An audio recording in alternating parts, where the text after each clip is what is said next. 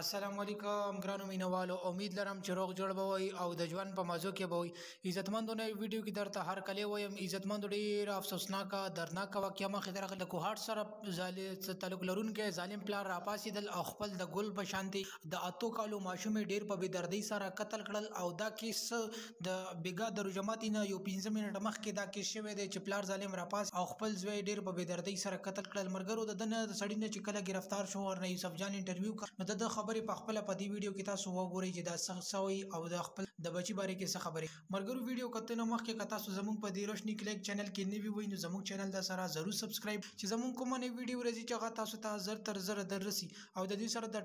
ټلې نشانه مو وي چې تاسو د تازه معلومات نه زر تر زر خبر مرګرو ډیر افسوسناک درناک واقعیا مخې ته راغلي دی د کوهات سره تعلق لرونکي پلار ظالم راپاسیدل او خپل د اتو ګل په شانتي زوی ماشوم ډیر په بيدردي سره قتل کړل چې د کله د پلار نه یوسف جان تاسو کو چې تا دومره ظلم او زیاتې ولې وکړ نو د پلار دا وینا و چې د رجمات نه پهله چې زکل کور ته راغلم نو د ماشوم ډیر زیات ورانه کولو چې داغي د وجه ز ډیر زیات تګ او ما د کلارولو خدا نه کلریدو چې داغي په وجه باندې ز ډیر زیات تنگ شوم او د ما دماغ کارونه کو او موري پکوړی او سامان په خولو چې د باندې ماته ماچره وغشته او دا ما قتل کړو یقینا چې ما ډیر زیات ظلم او زیاتې کو خچون کې بس ما کار کړی